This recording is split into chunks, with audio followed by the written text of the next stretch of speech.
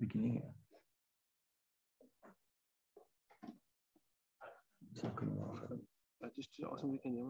Assalamu alaikum wa rahmatullah. They can see that it goes up and down. Yeah. No, but sometimes. Oh, sometimes you can't. Assalamu alaikum. Can the students hear me? Online students?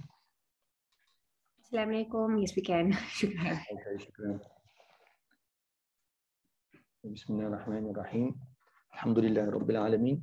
والصلاة والسلام على سيد المرسلين وعلى آله وأصحابه الطاهرين ما دام ما في السماوات والأرضين رب اشرح لي صدري ويسر لي أمري واحلل عقدة من لساني يفقهوا قولي السلام عليكم ورحمة الله وبركاته. وعليكم Ready today? السلام. Good, alhamdulillah. No complaints. Your side? Alhamdulillah, good. Alhamdulillah. Oh, lovely weather today. And what's nice about sitting in the class is there's a nice breeze coming through this way. So alhamdulillah, keep you awake and keep me awake and don't fall asleep, inshallah. So on our not last week, but the week before, I thought that's a good idea. We just continue along that particular vein. Less babbling from me and more reading from the kitab. I think that would be a good idea. And then we can discuss certain central things around the tafsir bi'idhnillah subhanahu wa ta'ala. Now, so we had started with Surah Muzammil and we've given a certain context. I've read further and there's one or two rectifications that I'd like to make about our last discussion, inshallah bi'idhnillah subhanahu wa ta'ala. Because the two surah, Ya ayyuhal Muzammil and Ya ayyuhal Muddathir, they are linked to one another. So we had started off by mentioning Ya ayyuhal Muzammil. You know, Allah starts off and Allah doesn't mention the Prophet ﷺ by his name, doesn't mention him by a particular title like Ya ayyuhan Nabi, but rather mentions an endearing term. No.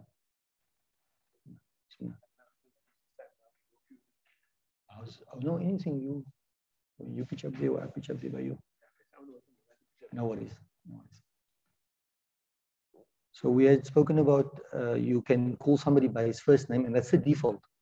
So you call somebody Muhammad, for example, or you call the person by their title. For example, Ya ayyuhar Rasul or Ya ayyuhan Nabi. But Ya ayyuhal Muzammil is very different.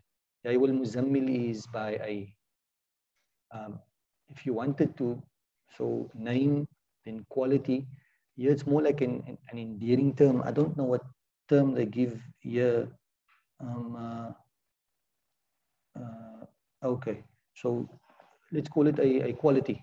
Ya ayyuhal Muzammil, a quality. So the quality basically being used here would be Ya ayyuhal Muzammil. And we gave a few examples in that regard. When the Prophet ﷺ, this is one example, Ya ayyuhal Muzammil, but other than this example, on one occasion the Prophet ﷺ came to Ali and he was in the masjid. So he said, Ya Abat Turab. So there's another more famous example, if you recall, Abdurrahman ibn Sakhar. That was his name, but he's more well known as Abu Hurairah, the most prolific narrator of hadith on the Prophet ﷺ. So the Prophet ﷺ, you know, they have, you know, we get short sleeve and you get long sleeve. But in those days, you used to get like a narrow sleeve like this, and then you used to get like a wide sleeve. I'm sure you must have seen it. Some of the ladies now, I see the abayas also. You know, you get like a thingy, and then you get like a wide sleeve. So Abu Hurairah had a wide sleeve, and he had a little kitten leg. So the Prophet says, Ya Aba Hurairah. So that again is not his first name, not his title. It's like an endearing term. And other examples are given, Ya Abati, Ya Amati, and so forth. It also goes to indicate the other idea of, I think, familiarizing ourselves with Arabic also is, I don't know, in schools and so forth, I've heard talks and says that the level of English that is taught is a very basic level, you know, in terms of going beyond that, in terms of figures of speech, and that impacts on the way we interact with each other. You know, if we were more grounded in terms of the language, then that would, any language that is, it would impact on the way that we interact with one another, interlocute with one another, and that would have an impact in terms of our behavior. What we learn here from, and we didn't mention this last week, would be that if Allah SWT uses this type of this type of language usage, and then we should too. Look at a husband-wife relation, for example. So you can call your wife or husband by the name, you can call them by the title, or you could have an endearing term. And the endearing term means just so much more than we're calling a person by the first name or by a title. Like if, for example, I have a friend, I call him, for example, Yusuf. So I have a friend, his name is Yusuf. I can call him Yusuf, that's fine. I can call him doctor, which is a doctor, he's a medical doctor. So that would be by his title. But then I could also have like another name for him, Habib, for example, oh beloved, and then it's basically Allah subhanahu wa ta'ala uses this particular way. So just in case I forget, talking about the sequence, I'm going to read through that inshallah. I said let's be elaborating from me and more reading from the text, and we can sort of like see how a traditional class would actually work as opposed to the teacher talking the whole time and drawing from the text. They talk about the revelation, the order of revelation. So now the first is Iqra. After Iqra, it would be Surah Al-Qalam. Nun al-Qalam wa ma yasturun. Now what happens over there in Surah Al-Qalam? That the Prophet ﷺ come, that's my understanding, is receiving revelation. So it's revelation. But now what happens is there's a propaganda opposing revelation. So let's see what we can come up in terms of propaganda. So they say, what should we call him, sallallahu alaihi wasallam? Let's call him a madman. Let's call him a soothsayer. Let's call him a poet and all of that.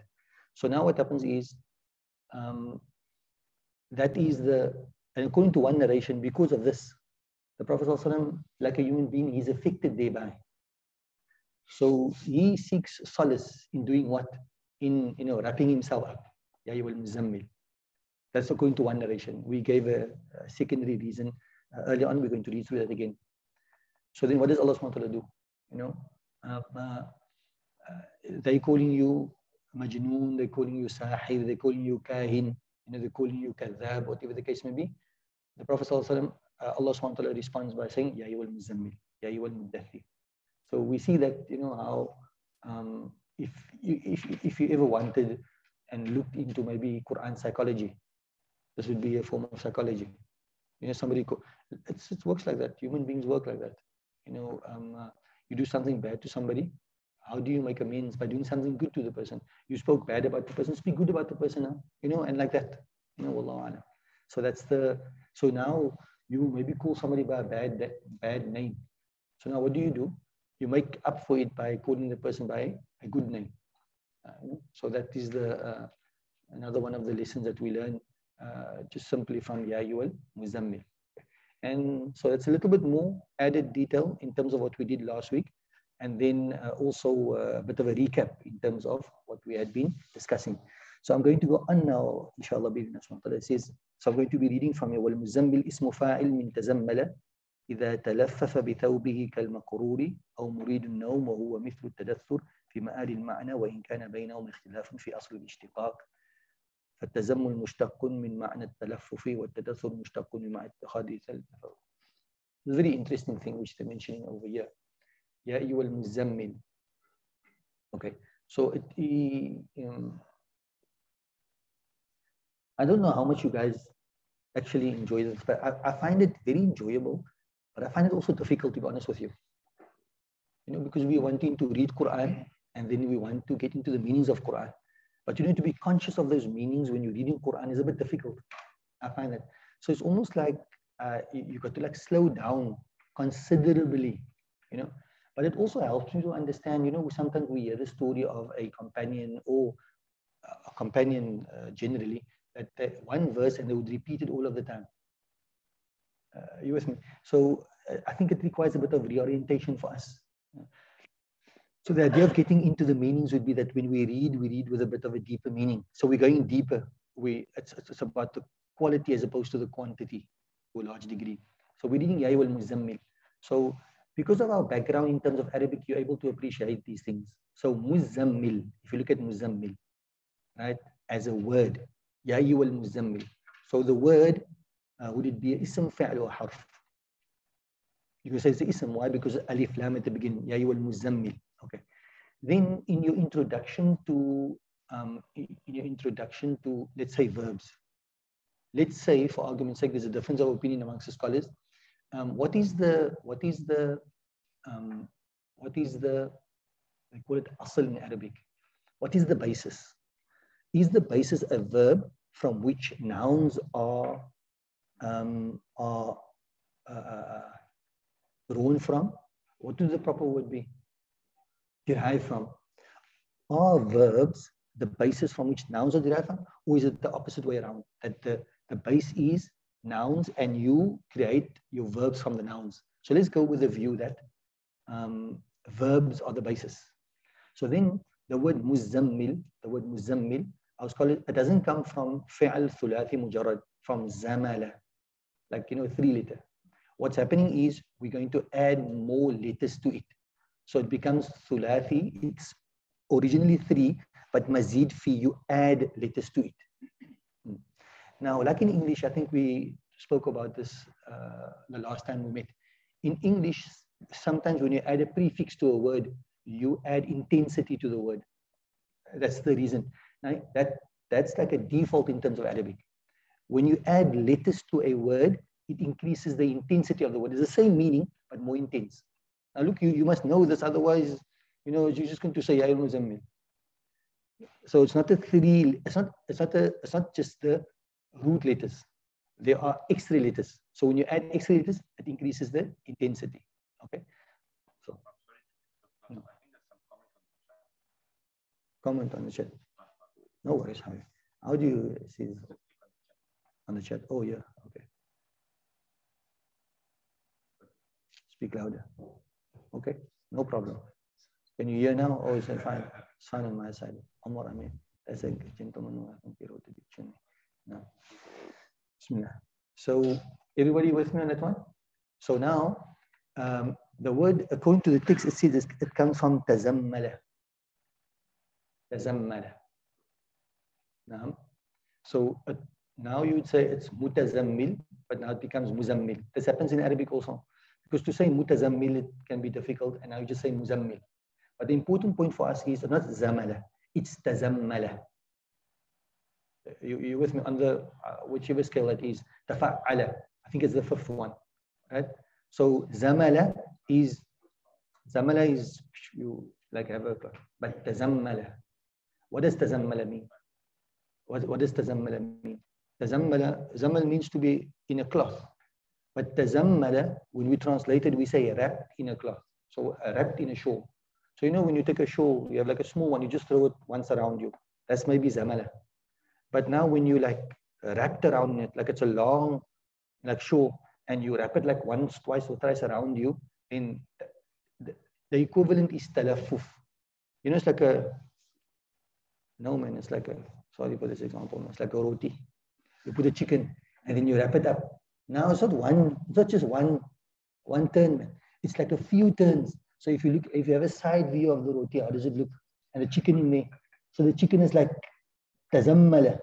So you say to the chicken, Ya ayyuhal muzammil, because it's like wrapped up in layers of roti. So that's like you follow me? As opposed to somebody just like, for example, if you have like a cloth for, maybe a lady is having an accessory, just to look nice. So put a cloth and like that, that's zamala. But tazammala is when you follow. So then now what happens is it's almost like the scholar is now preempting. What about now we're coming to Ya ayyuhal mudaththir? So Ya ayyuhal muzammil literally and Ya ayyuhal mudaththir means the same thing. But there has to be a difference in terms of the Arabic language. The moment the ground rule of sarf is the moment you change anything, even a fatha, kasra, whatever the case may be, then there's a resultant change in the meaning. What about when you change the root letters altogether? So muzammil would be when a person, muzammil gives you that roti idea of a person wrapped up in a shawl. Then mudaththir gives you the idea of when a person is wrapped up, but for heat purposes. Like a person's getting cold. And then I'm getting cold. They wrap the what's in, like, I don't know if you guys seen, so it's quite unique, material. And traditional material is very unique. Normally when you think about traditional, let's not call it traditional religious clothing. When you think of that, what do you think of? You think, okay, look, you're supposed to think cotton. Cotton is good or bad? Like 100% cotton. It's very good. Traditionally, religious clothing always used to be of a very good quality. Like very good clothing. Maybe to our Western lens, it's not like, that, what's the name? If, for example, this cloth, what's the name I'm wearing, is 100% cotton. It doesn't, maybe it don't look so, But what's the advantage? If you wear cotton clothing, then your body responds to the clothing that you are wearing. So what happens is I will feel cool in the summer. It's not altogether cold in the winter. And uniquely enough, the way my body responds to my bodily odor response to cotton clothing is very different from any other type of clothing. I can wear the stuff for 3-4 days. But if I wear like a more linen, not linen, sorry, linen is also very natural. If you wear nylon, more like nylon, then after 1 day, I have to put it in the wash because the way my body, and I think that relates to just about everybody, you react to it, so type of thing. So traditionally, traditional clothing, why I'm talking about that is because mudathir is when you put a cloth on for heat. Now what happens is the type of material you're going to put for heat of the dathur is going to be different. So what comes to my mind would be that Kashmiri, 100% Kashmiri shawl. Now what happens is that thing looks deceivingly thin, but put it around you, if you were to put it around you now in this weather, you'll be like a hot potato. You'll cook in that. So the difference between the zammul and the dastur in terms of the Arabic language. So the dastur is for heat, you wrapped up, but for heat. And muzammil is you basically just wrapped up, and some of the other for me, subhanallah, if you look at the context of here, it's Quran therapy, so to say. Not because of our normal human, but because the Prophet ﷺ did it, and Allah subhanahu wa ta'ala as a means prescribed this. So there's 2 therapies I came across so far. And you do it, but now you do it with the intention of, because it's like, it has Quranic origins. I'm not prescribing it in terms of, look, wajib, haram, mubah, sunnah, or makruh. Not in that way. I'm saying, so the one is, like, if you want to call it in a, let's use this modern English terms that we use, aquatherapy, just to make it sound nice.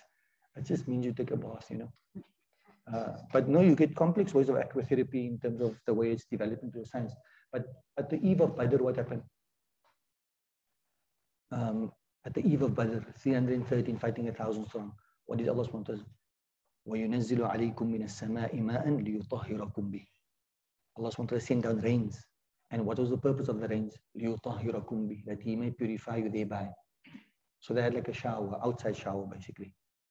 And it was, so even sometimes when you're not feeling so well, and you say, look, I just jump into the shower, I'll feel better. You make that niyyah. And Allah subhanahu wa ta'ala, somehow or the other, Allah can make you feel better without the water. Very important. But if you jump in the water, and then if you look here, for example, in terms of, I'm not saying you must go and sleep your problems away, right? But sometimes you're not feeling so nice. And then what happens is just become Muzammil or Mudathir, and you wrap yourself around, and then you go sleep and you wake up. Not that your problems have gone away, you just feel a bit better. So these are, and why it's important is because, we live in a time of anxiety and all of those things. But if we do these basic things, because people are looking for therapy elsewhere. Some people go to, Allah protect us, drinking and, and sometimes people shout and do funny things and then they feel better. Now that I've ranted and but you've harmed so many people in the process and now you feel better. You're feeling better at the expense of somebody else. No, that's not also, proper and so these are 2 we can, and I'm sure if you work through Quran, you can actually extend that particular list in terms of, let's call it Quranic natural type of therapy of dealing with certain things. And ultimately ultimately our scholars say that you must turn to Allah. These are means by means of which you turn to Allah. But Allah subhanahu wa ta'ala doesn't also ignore the means. So you can turn to Allah by taking a nice shower, having a rest and so forth, but ultimately you need to turn to Allah. So those are the first two meanings that comes to mind, and Allah knows best. Now, the text goes on a little bit further and talks about the other idea of sometimes what happens is, and since we're on this thing about like a type of therapy, sometimes the word zamal, from zamal, the original word of the word zamal was khafiya, to be hidden. So now I'm going to read from this. وَأَصْلُ التَّزَمُّلْ مُشْتَقٌ مِنَ الْزَمِّ وَهُوَ الْإِخْفَاءُ. So zamal, we already explained the meaning of zamal, is when you wrap yourself up. But now zamal comes from khafa. Khafa means to be hidden.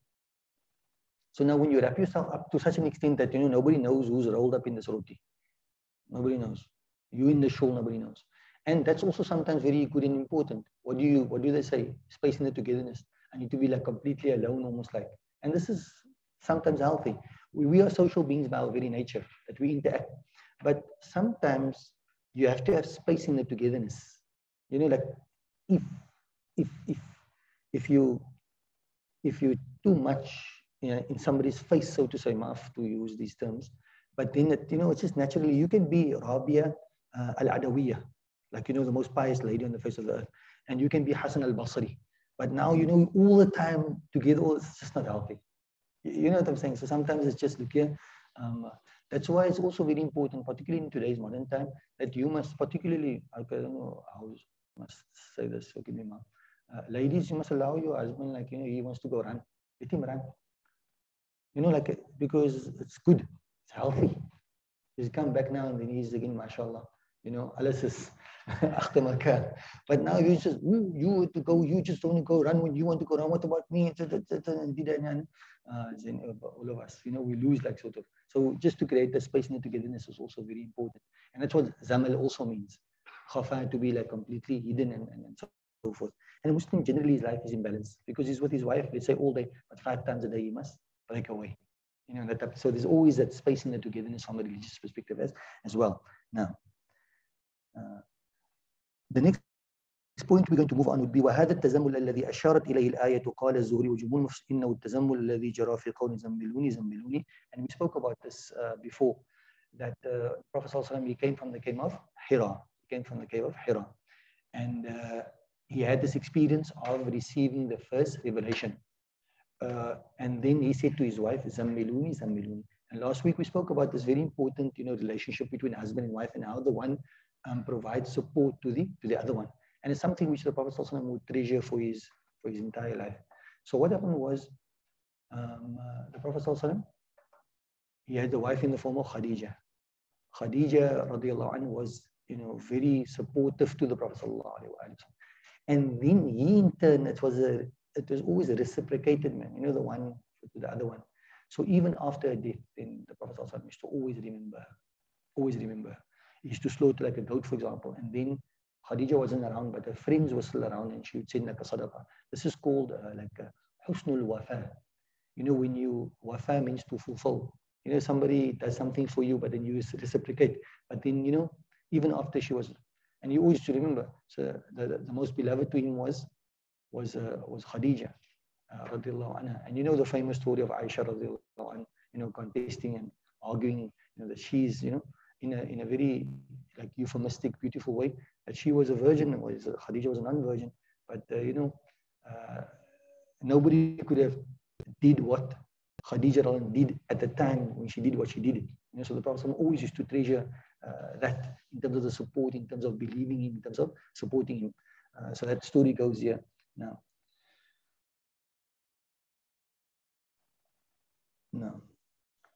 Waqila. So now we have different opinions. Now we're going to read through all of those opinions bi'idhnillah subhanahu wa ta'ala, because it's very interesting. So that's the one view. The first view is Iqra is revealed.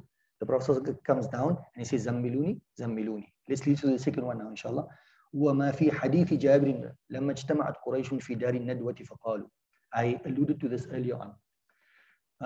There was a place that the Quraysh used to gather in. It was called Darun Nadwa. Like they used to have this, let's call it like almost like a House of Parliament. like a parliament. This used to call Darun Nadwa. All the leaders used to gather over there. And this is now after the Prophet ﷺ has declared himself as a prophet, and now they're gathering together. And what do they say? They have the following to say. They're discussing Sammu hadha rajul. Give this person a name, and as a result of the name, people won't be inclined towards him, they'll be disinclined towards him. This is now propaganda. If you look at this, a definition of propaganda. A good thing, the worst type of evil is when you inverse things. Something which is good, you call it bad. And this is the world. This is the world that we live in. Good things are made out to be bad. We just give them a name, and bad things are made to be good. For example, I think like a common example would be usury. We even have the Usury Act. Usury doesn't even sound nice. So what do? Let's change the name. Let's call it interest. Interest sounds much better. I mean, in your best interest, for example, like some interest, it just sounds better. And unfortunately, we live in a world like that, where things are really inverse. Good, and that's the worst thing that you can possibly do. And that is like change a good thing into a bad thing. So the Prophet of Allah is saying, I'm the Rasul, guide, and لقد جاءكم رسول من أنفسكم عزيز عليه ما عنتم حريص عليكم بالمؤمنين رؤوف رحيم. He's Ra'uf, he's Rahim, he's all of these things. Let's call him something that people will turn away from him. So what was the suggestion? They said Kahin, they said Majnoon, they said Sahir, all of these type of names. And then the Prophet ﷺ, what happened as a result of that? He became very sad. It also it shows up the human element of the Prophet ﷺ. And for us, it's a form of, we say sticks and stones can break my bones, but names can never hurt me. That's the type of attitude that you should have, man. Don't worry too much. And there's a lot of poetry and things that don't worry what people say about you. But it's not every time that you can just very easily shrug it off. People are saying things about you, and you tell your husband or you tell your wife, I don't care what they say about me, but deep down, it's hurting you. That somebody said this about you. So this happened to the Prophet ﷺ. He knows he's true, but they're calling him a sahir, and they're calling him a kahin, and they're calling him majnoon. And so he's saddened thereby. And then وَتَزَمَّلَ فِي الثِّيَابِ وَتَدَثَّرَ. Then as a result of that, the Prophet ﷺ goes into, he's not feeling too good about it, so he wraps himself up.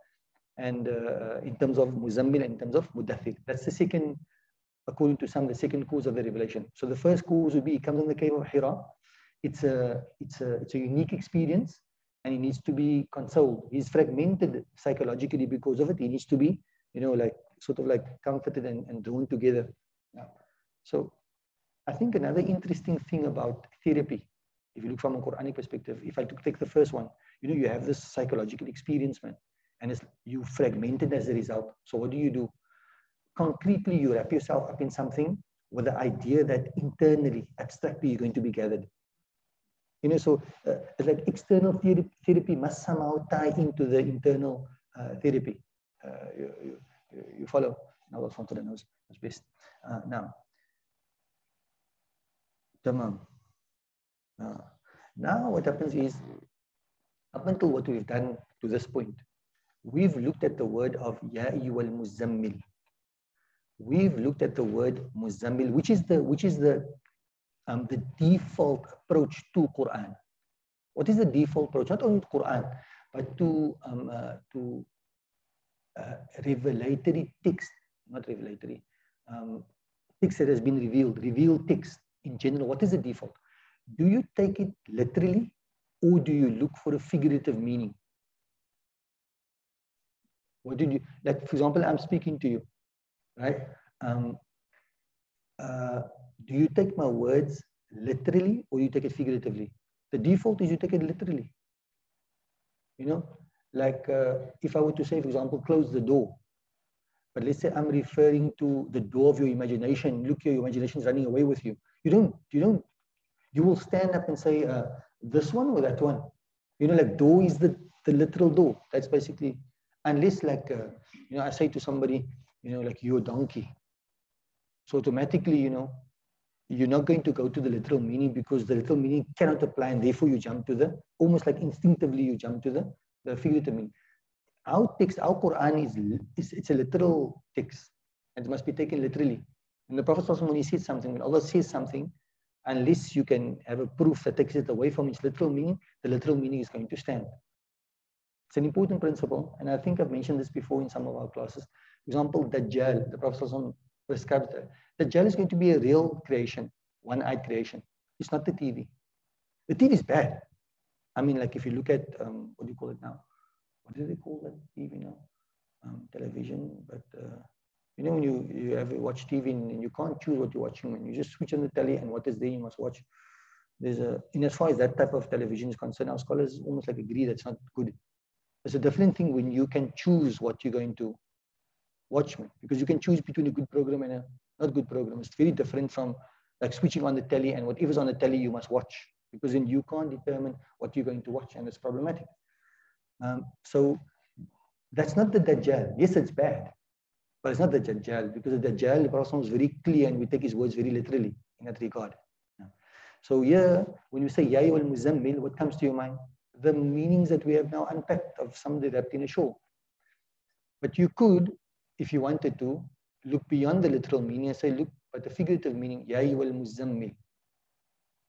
Now, almost like, look here, pull yourself together.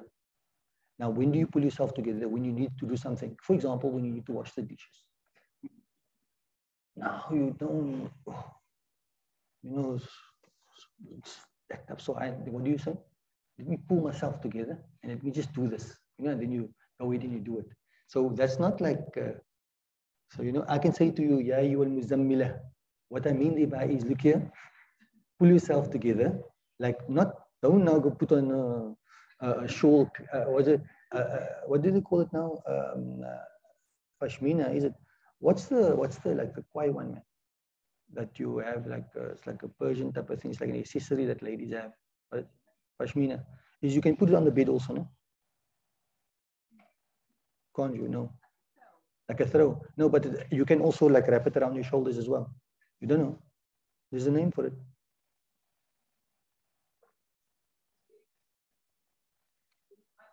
Very expensive. It's the minimalists, they do that because, you know, you don't want to buy too much stuff, but you buy one thing which is a very good quality, but you can, it's like very stylish. You can wear it to like a top occasion, but at the same time also in the winter, you can like put it on your bed, and it's not like you're going to throw it in the wash and it's going to get this coral cheese and all this stuff. It's going to last you for 10 years or like however long. Pashmina, you know. So I'm not saying do that. I'm saying Ya ayyuhal Muzammil, like gather yourself. And then the context also is because kum fa'andir, stand and warn. You know, so it's like pull yourself together, you know, almost like let's do this, you know, like type of thing, Ya ayyuhal Muzammil. And you find that's a plausible meaning. And then where possible, in Arabic is also like, how can I say, Arabic is this, do you get the idea of how like deep the meanings can go? And the beauty part about it is it's not this meaning or that meaning. It's like how you can be reading and be holding both meanings. Because like the tafsir I'm reading from, consciously it tells you in one of the muqaddimas that how pursuit in terms of understanding the Arabic language and thereby understanding Quran would be that whatever possible meanings can be read into, not possible means like we're just on the search for meanings, valid meanings that are applicable, to read all of those valid meanings into the word. And that's basically what leads to the ijaz of the Quran. You know, like the inimitability of the Quran because of the depth, produce other wordings that gives you the same meaning. It's impossible. Quranic terms tells you it's impossible. Like do this. I came across the most the Arabs could come to in terms of language was the following couplet of poetry. Maybe we can discuss it some other time, but just to give you an idea. كيف نبكي على حبيب ومنزلي كيف نبكي عن ذكرى حبيب ومنزلي. So that's the words. The most that indicates on, I speak in a correction, is 6 meanings. Allah subhanahu wa ta'ala says, ما أرسلناك إلا رحمة للعالمين. There's 24 letters in it. It indicates to 12 meanings. So in other words, the Arabs produce poetry, and in terms of the depth, if you want to put, let's call it fathoms, like, it only goes 6. That's the extent to which they could have gone. Allah just in one verse, وَمَا أَرْسَلْنَاكَ إِلَّا رَحْمَةً لِلْعَالَمِينَ. If you look at the meaning contained in that verse, in other words, when you read it, what meanings come up to you in terms of depth and so forth, it's 12, in a correction. Now, you with me? So here, what do we getting a taste of? Ya ayyuhal muzammil. So when you read now, Ya ayyuhal muzammil, how do you read Ya ayyuhal muzammil? You obviously have all the circumstances in your mind. Muzammil can be the one wrapped up in a way that hidden, and because of the coming from khafa and this and the other, all of those things. At the same time, it can also be Ya ayyuhal muzammil. Look, the metaphorical sense. Ya ayyuhal muzammil. You pull yourself together. We need to move on now, and that's the thing about therapy. You don't go to therapy because you're going to stay there in therapy. I'm going to die now. I feel like sleeping for the rest of my life.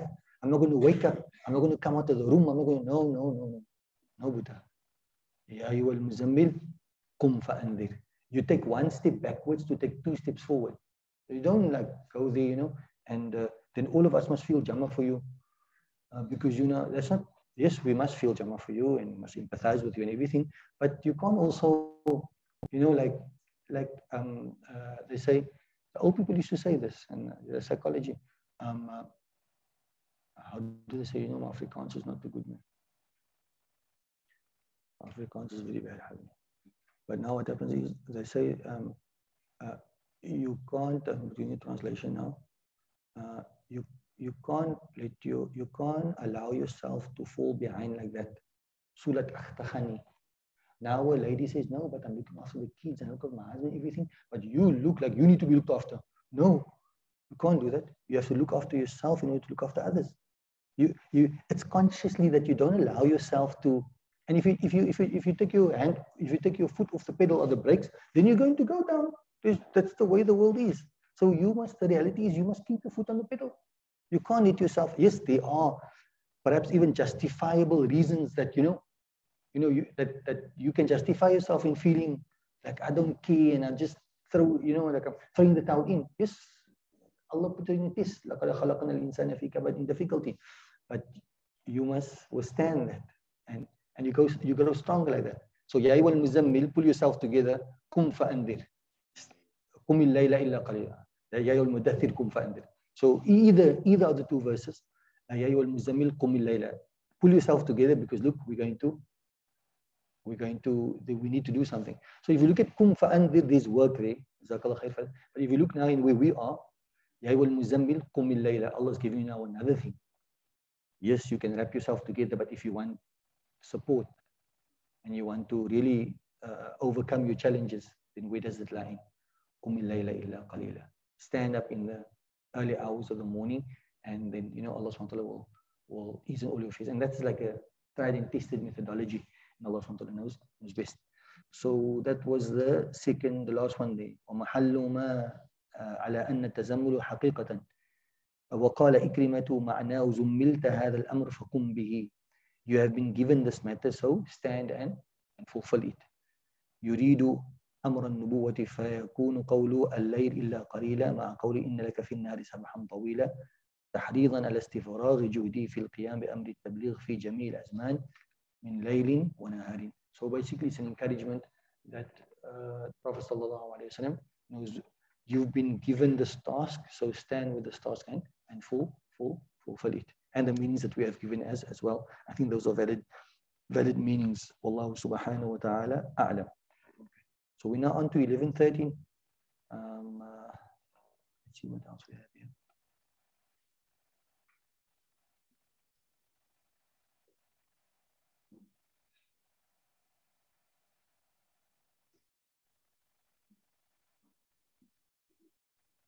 No, I think we can stop here with last one.